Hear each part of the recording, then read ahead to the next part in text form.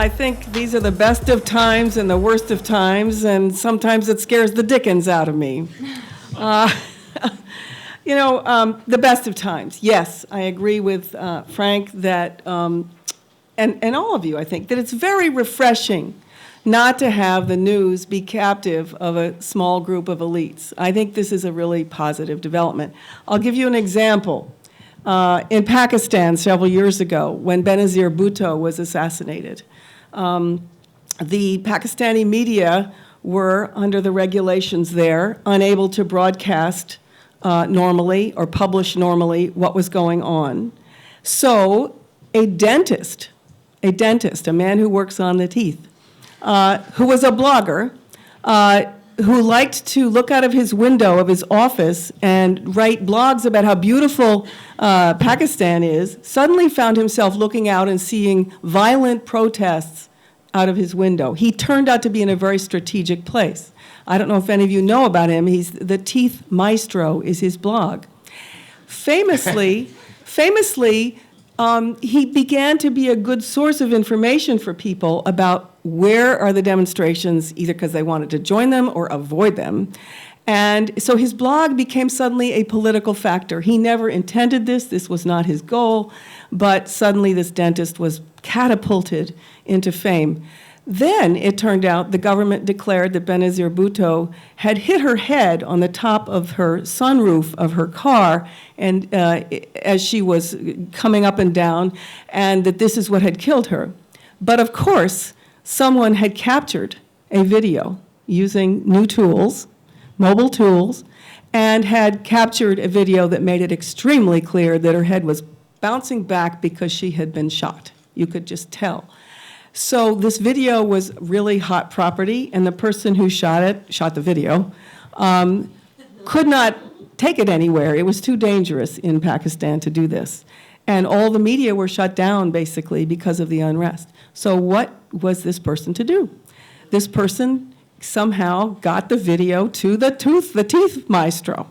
And now this is not just a lesson in how great the new media are. He managed to smuggle it in a way that it was given to Dawn, a major publication there, and eventually it made itself onto television. So the lesson here is not just journalism can be done by random people at random times who are not trained and not paid. Yes, we all know that, and that can be extremely cool. But also that the voice of authority that traditional media or that empowered organizations and institutions have is a necessary part of the equation, at least so far. And if you read Clay Shirky's book, Here Comes Everybody, his examples which celebrate new media, Twitter, Facebook, I'm not even sure Twitter was popular when he was writing this, but he was crowdsourcing, he was very excited about all this. Every example in his book cites, and it got the attention of the New York Times, or it got the attention of the BBC. So we're talking about the emergence here of a hybrid, which is extremely cool. So in the best of times, when I think about it that way, it's because we're getting all kinds of expert stuff out there, pictures, ideas, wisdom from people who weren't allowed that platform before. It's terrific. But in the best of times, they're partnering with some editing, some curating, some fact-checking, and in the best of times, the public, both in producing and consuming this, knows the difference between entertainment and a serious news story. And that's a critical piece. First blogs were commentaries on news items. That was the first form in the early 90s.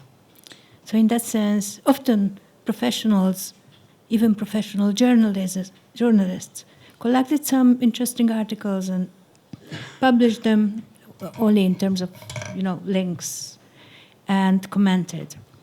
That was something like sharing and forming a community, checking facts. Now, what blogs are today is what a very serious survey calls meaningless bubble. Hundreds of millions of blogs are meaningless bubble, and the same goes for Twitter, even though the American Library of Congress decided to archive it all, to capture the fleeting moment. And it is parasitic on mainstream media. And to get back to the final question, I think that what is happening is boundaries becoming permeable. So you can be a shooting star from YouTube just by showing how to do makeup or funny dancing or whatever. And which is not a bad thing, because in theory, you can also be a shooting star when there is lack of facts, when there is an oppressive media. And I think that's extremely important, but it will never replace the kind of journalism that we don't have. So actually, I don't know if it really matters. Frank, can I just ask you about the two problems you identified? One, the lack of seriousness and the lack of checking, and two, the journalism of attachment. If you could just explain that slightly, because can we see them as the same problem? Is it the lack of checking that allows you to become an attached journalist who can kind of move into a role of moral arbiter, if you like? I've been to Zimbabwe, I don't like what I see, you shouldn't like what I see. Be emotional about it, do something, rather than a more objective report that wouldn't lend itself so easily to that kind of journalism of attachment you mentioned. How do they relate, those 2 points? Well, I think that all these relate ultimately to the fact that journalists in the early 21st century do not take ideas very seriously. I think that's the real problem, that ideas are pretty much seen as a kind of throwaway commodity that you can mess around with, play around with. And I think that's the characteristic of offline and online. And I don't accept the fact that online journalism is simply parasitical on offline. It is, because I think online journalism is also parasitical on online journalism, in the way that Eva was talking about it. And I'm not surprised that Hungarian newspapers were not able to establish online, sort of platforms, because neither have the, English-speaking ones. I mean, they all have them, but there's very few of them that have been particularly successful. And what they've done is they've used sort of countercultural influences as a way of giving them the kind of cultural authority. But there's an important logical priority, and that relates to the point that Eszter made, which I think is really crucial. You gave the example of Iran, and you said, well, it's interesting that here are these Iranian bloggers, and they're using English. And what they've done is exactly the same thing what the Chinese students did in Tiananmen Square. And when the shootings occurred in Tiananmen Square, was pretty much the time when 24-hour news first began to kick in, and CNN for the first time had news nonstop. And at a certain point, and I think this is a tragedy, at a certain point the Chinese students said, we're going to have these kind of slogans, and they were all in English. They weren't in Chinese, they were all in English. The reason why they did it is exactly the same reason why the Iranians did it, is because they were talking to an American or an English audience, rather than to their own people. And I think that's the fundamental flaw of progressive people and liberal journalism, is that they've lost the capacity to engage with normal human beings. They either talk to themselves or to their mates on a blog, but they are very, very bad at talking to normal beings. And in this research project that I'm doing on public opinion, I'm really struck by the fact that, if, for example, right-wing, sort of politicians are much more at speaking the idiom of everyday life, because their job is to talk to ordinary human beings, whereas liberal journalists on and offline are just talking up their rear ends. I mean, they literally are using a language that, that is incomprehensible to anybody other than that CEU, sort of. But if you go to the Ask or to Budapest, nobody would understand what you're saying. And journalism is really not addressing that kind of issue. And I think that is the principal problem. And that leads journalists to this journalism attachment, because having become frustrated at their inability to communicate, having lost belief in serious ideas, well, what's the next big idea? It's myself.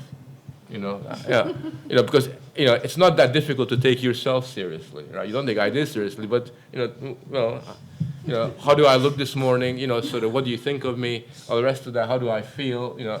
And that's what journalism is fast becoming. And I think there's a very, very important danger here, because in Europe at the moment, there's two worlds. There's the cosmopolitan media, and then there is what's going on underneath. It's what a German sociologist called the spiral of silence. There's a reason for that. Of course there is. Yeah, there's more than one I know reason. I'm just going to be very quick. There's a reason for this journalism attachment, which I think you correctly diagnosed, this narcissism. Why? I mean, I think this crowd knows why. Because we're in an attention economy. We have to fight to have our voice heard out there, whether we're a blogger or an advertiser or a politician.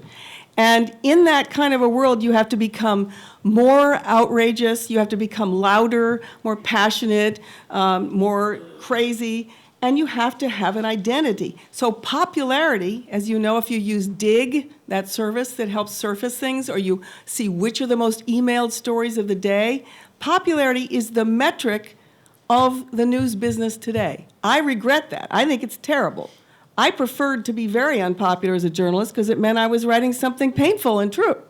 But popularity is there because that's the business model today, and it's the business model because of the wealth of resources we have on the internet. I really don't want to be the one who celebrates the new media here and the social media, but actually, I think I understand the danger of losing real journalism, but I would be so much more worried about the new media law system and the political and the economical system right now in Hungary than the danger of the new media.